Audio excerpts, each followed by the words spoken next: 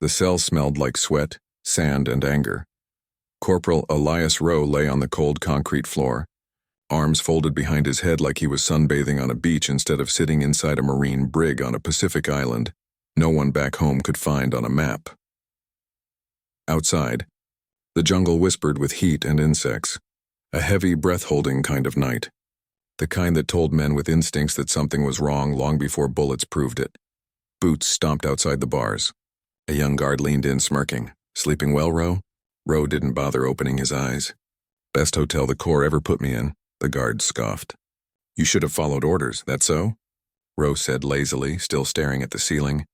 "Tell the captain next time he sends me to hold a ridge without ammo, I'll make sure to die politely instead of punching him." A few of the other prisoners snickered from their cells. Tough men, brawlers, fighters, rule breakers, Marines who never fit in formation unless it was a fist fight. The guard shook his head. "Men like you are a problem."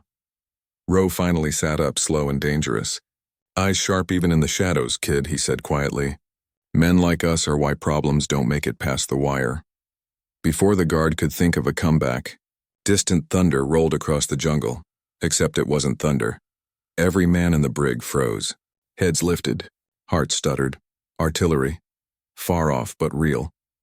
The guard hesitated, turning toward the sound. Probably just... Then came the second blast. Closer, harder, the kind that shakes dust loose from ceiling beams. Rowe was already standing. A voice shouted outside. Boots moving, radios crackling. The island was waking up scared. Rowe gripped the bars, face inches from the guard. "You hearing that? They're probing the line." The guard swallowed. "Command says enemy activity is minimal." "Command said that last time," Rowe growled. "And the time before that."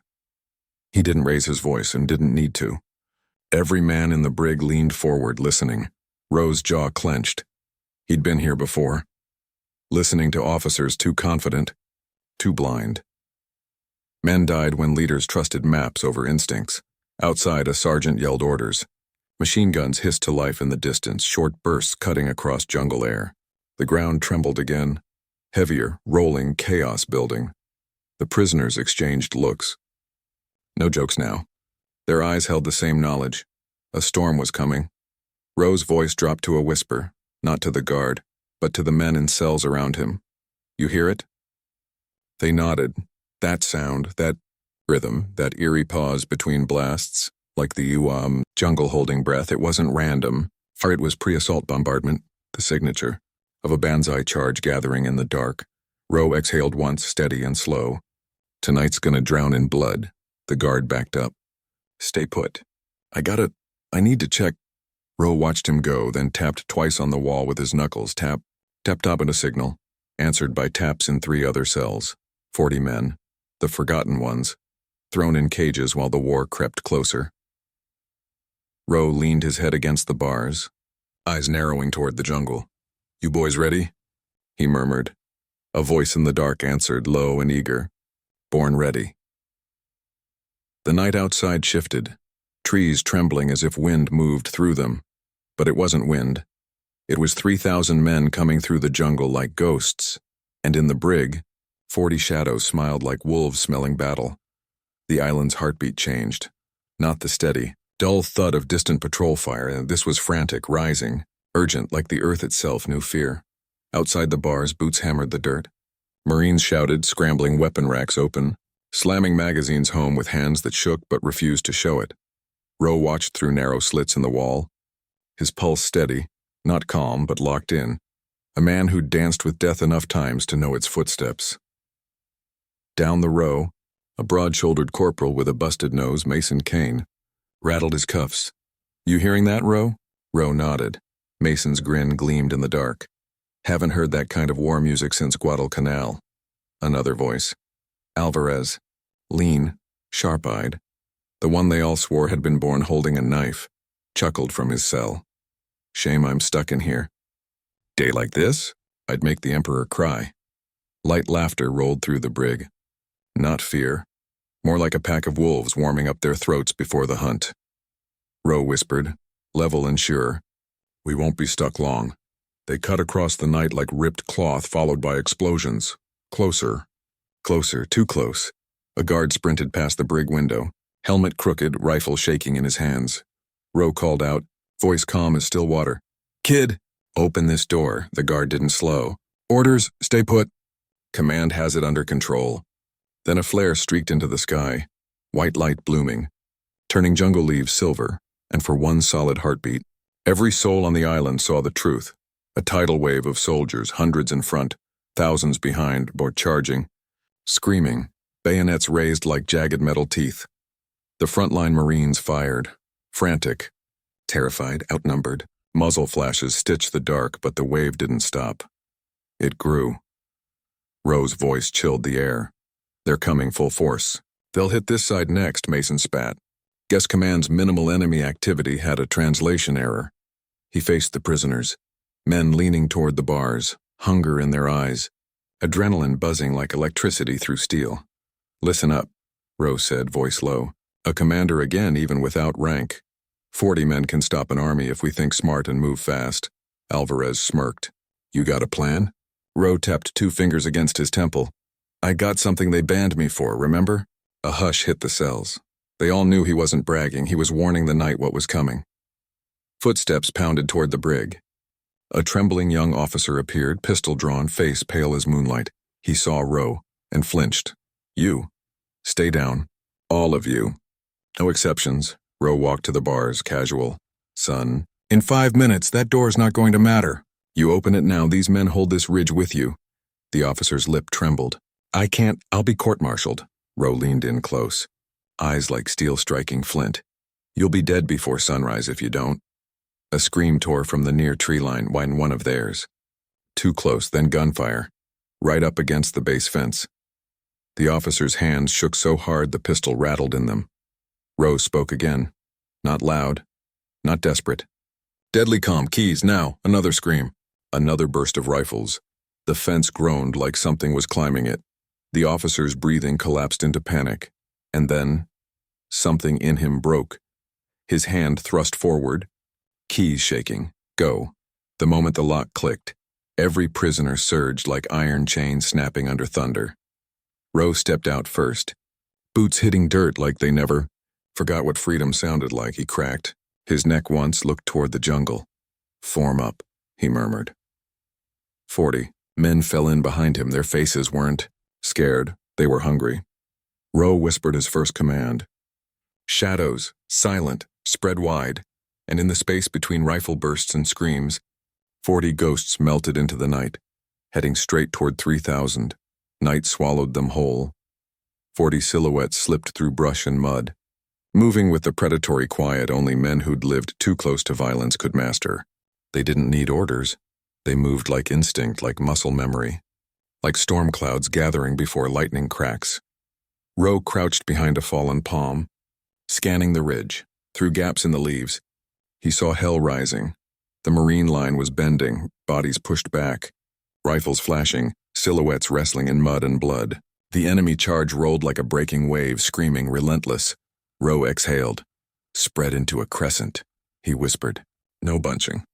Fire like ghosts, hit, shift, vanish. The men nodded once and faded into their positions, forming a ragged half-moon above the chaos, unseen in the jungle's throat. Mason slid beside Rowe, teeth flashing. Feels good to be out of jail. Rowe cracked a side smirk. Don't get used to it. A scream split the ridge, an American voice choking in fear. Then silence. Rowe lifted his hand, one finger raised. Wait. The jungle pulsed. The enemy rushed again, bayonets glinting white in flare light.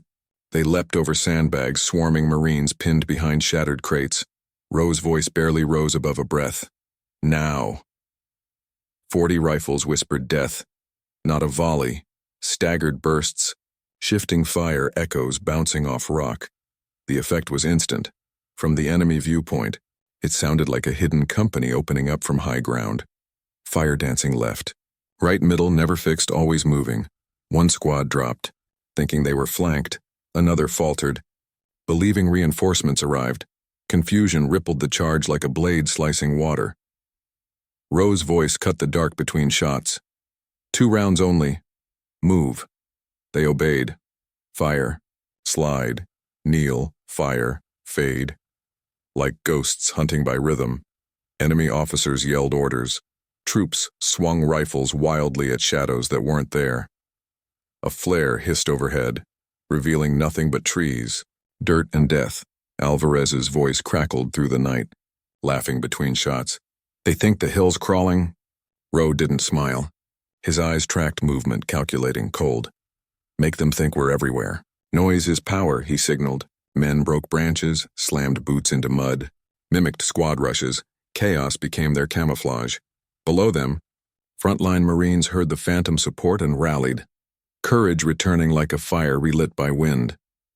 Someone shouted, "Reinforcements!" "We got 'em flanked," someone else roared. "Push 'em back."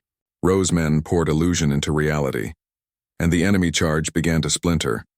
A rustle snapped behind Rowe. He didn't turn.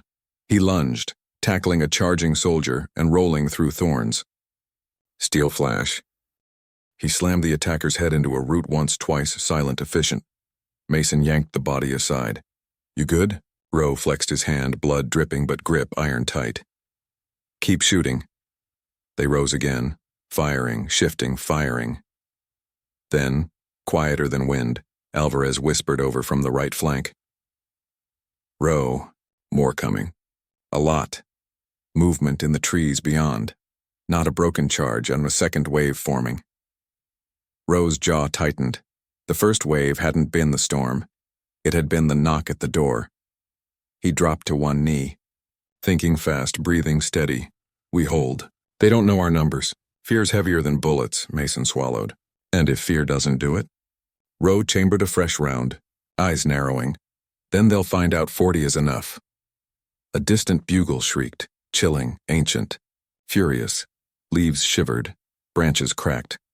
The second wave began to move. The night braced. Rowe whispered, "Ready up. Boys." 40 rifles lifted like a single beast opening its eyes. Round 2. The jungle did not breathe. Every leaf froze. Every insect fell silent, as if nature itself backed away from what was coming. Then the second wave roared, not like men, like a beast with 1,000 throats. Ripping through brush, steel flashed in moonlight as bayonets and swords surged forward in a tidal howl. Rowe braced himself against a tree, cheek to rifle stock. "Same game," he murmured. "Hit, move, live." Mason cracked his knuckles in the dark, or die loud and angry. Rowe shot him a sideways. "Look, no. Die quiet and dangerous." Mason grinned. "That's why we follow you, Rowe." The second wave slammed into the ridge, and then once again, 40 rifles replied like a ghost battalion. Fire danced across the tree line.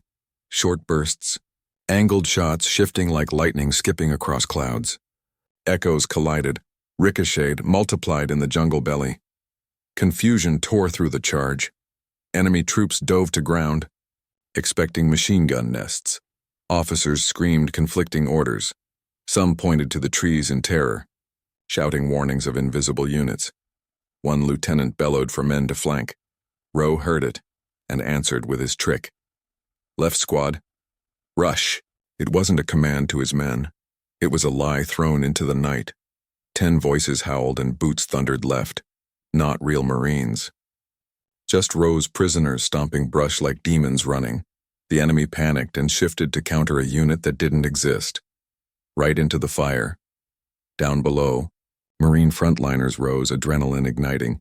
They weren't alone, or so they believed. "Push 'em. Take the flank." "Who's up on the ridge?" Nobody answered. Rowe's men didn't need credit, just survival. Grenades arced, rifles cracked like snapping bones. Marines surged, bayonets forward, courage refilled by unseen brothers in the dark. The wave hit closer. One enemy soldier burst through brush behind Rowe, blade raised. Rowe turned too slow, but Alvarez appeared from nowhere, knife drawn, dragging the man down silently into vines. Rowe nodded once. Battle-quiet respect. Alvarez wiped steel on his sleeve. "Still breathing, Rowe?" Rowe smirked, firing 2 shots and shifting positions again. "Barely." "Good," Alvarez said. "Hell hasn't got room for us yet." The enemy charge faltered. Momentum bleeding like a severed artery. Rowe saw it. The moment when chaos overcame loyalty. A commander at the front screamed orders. Sword raised, desperate, refusing defeat. Rowe sighted him, held breath. pulled. The officer fell, sword slipping from his hand, glinting once before sinking into dirt. The jungle listened. Then the impossible happened. The wave, 3,000 men strong, recoiled. Some screamed retreat. Others backed into trees, firing wildly at phantoms. The roar became panic, panic became collapse. The ground trembled as they pulled back, dragging wounded, stumbling, tripping, running.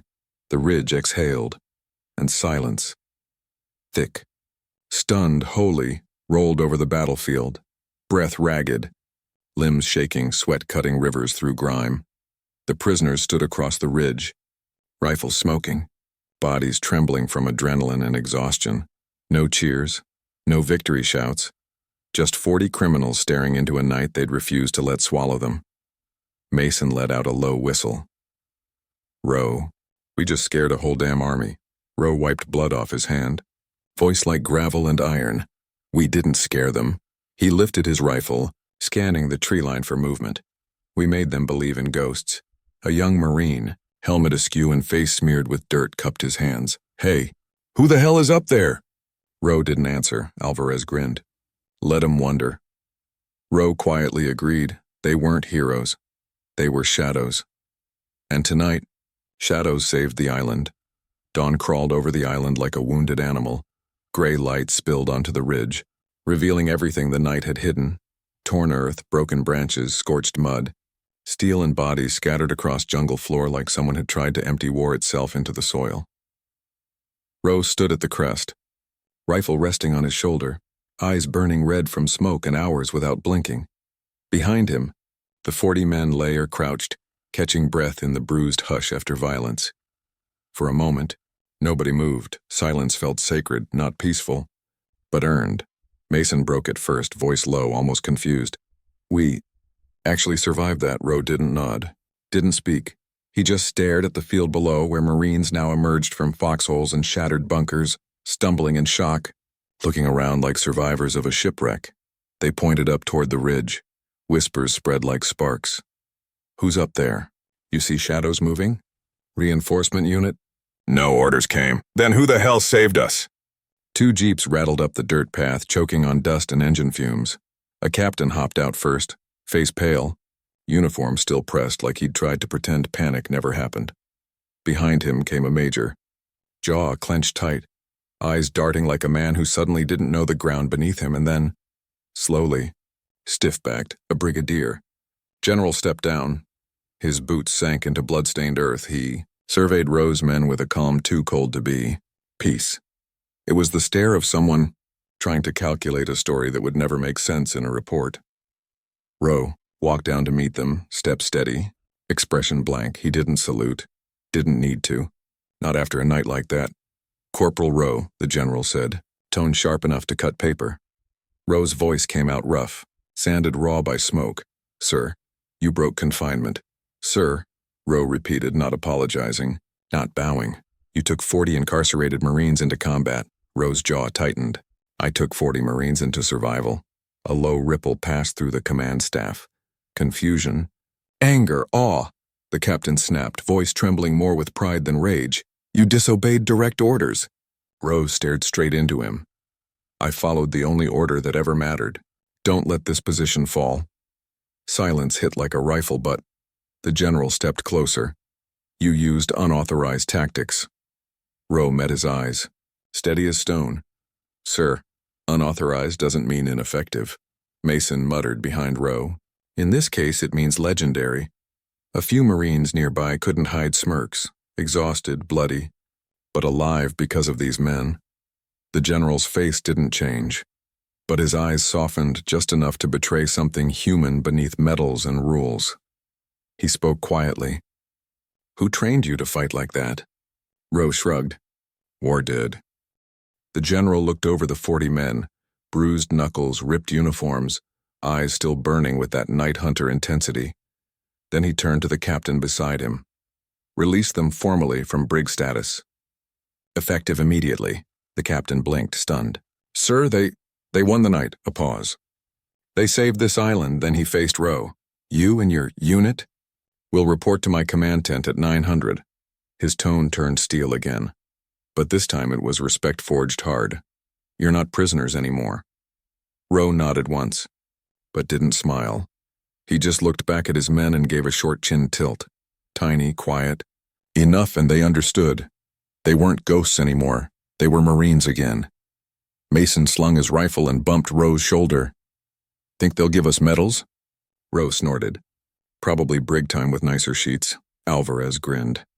Good. I hate freedom anyway. Rowe looked at the horizon. Sun rising orange through smoke, lighting the ocean like molten gold. We didn't fight for medals, he said. We fought because the island needed teeth. Mason nodded, and we were the wolves. Rowe finally let the smallest ghost of a smile touch his face. No, he murmured. We were the men they were afraid to use. Until they had no choice, morning light spread. Across the island like someone finally lifted a hand from the sunsmoke drifted lazy and tired, over churned soil and splintered palms. The jungle, earlier a screaming animal, now sat stunned, like war had punched the world silent. Rowe and his 40 walked back toward the battered camp, boots dragging, uniforms torn, weapons slung low from exhaustion rather than pride. No marching, no formation, just survivors. Marines lined both sides of the dirt path, helmets off, rifles resting against knees. Some sat on crates, some leaning on bandaged arms, others with blank stares still trying to believe they were breathing. As Rowe's unit approached, murmurs rippled. That's them. The prisoners. Those are the guys from the ridge. Saved the whole line. No way 40 men did that. They did. Then slowly, like courage learning to speak again, men began to stand. One Marine slapped his helmet to his chest. Another raised 2 fingers to his brow. The quiet salute of enlisted respect. In seconds, the path became lined with standing Marines. No applause, no cheers, just silence and raw, reverent, stunned, the kind given not to saints, but to men who walked out of hell when nobody expected them to. Mason nudged Rowe. Kinda prefer booing. This is weird, Alvarez smirked. Feel like I died and they forgot the coffin. Rowe kept walking, eyes forward. Not arrogance, discomfort. Praise never sat right with men who didn't plan to live long. Inside, the brigadier general poured black coffee into tin cups, hands steady despite the earlier chaos. He set one in front of Rowe. No speech, he said. Rowe nodded. Good. Hate speeches. Then I'll be plain, the general continued. You broke rules. Rowe sipped.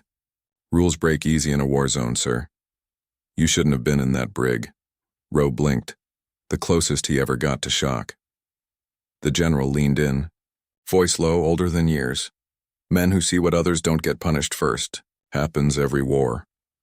Silence settled. Heavy, honest, almost painful. You're reinstated, the general said. You and your men will operate under my direct authority now. Unofficially, if necessary. Rowe raised a brow. Meaning? The general held his gaze. Meaning when I need wolves, I call you. Rowe's jaw ticked, a silent acceptance. A young Marine jogged up, breathless. Corporal Rowe, sir. He swallowed. We found something at the ridge. Rowe followed him to a cluster of soldiers holding a battered officer's sword. Enemy steel bent, chipped, stained by night's truth. Mason whistled low. Souvenir? The Marine shook his head. Thought command should have it. Rowe looked at the blade. Just a weapon, but heavy with the weight of what 40 forgotten men had done. He shook his head. Give it to the line troops. They stood too. The Marine blinked, surprised, then nodded, respect deepening. Rowe wiped mud from his cheek. War's not trophies. War's who's still breathing when sun comes up. A sergeant approached, bandaged, shaking slightly. You saved us, he said to Rowe. No salute, no ceremony, just truth so plain it hurt. Rowe shook his head. No, we just refused to die quiet. The sergeant swallowed hard, then whispered like confessing to a priest. What are you? Scouts? Raiders? Special unit? Rowe stared at him, then at the island still steaming from battle. We were prisoners yesterday, he said. Today? Mason chimed, grin cocky as ever. We're whatever the enemy thinks hides in the dark. Alvarez cracked his knuckles, and they should keep thinking. Later, Rowe walked alone back up the ridge, quiet now. peaceful in a way only places soaked in sacrifice can be. He knelt, pressed his hand into the dirt. Warm still, alive. Held. He whispered to soldiers who didn't rise that morning. We did our part. Rest now. Wind carried the words away. He stood, turned, walked down the ridge slow, but undefeated. Behind him, jungle leaves rustled like bowing, and somewhere beyond the tree line, the enemy whispered a legend they didn't understand. The hill had ghosts, and they shot like men who refused to die forgotten.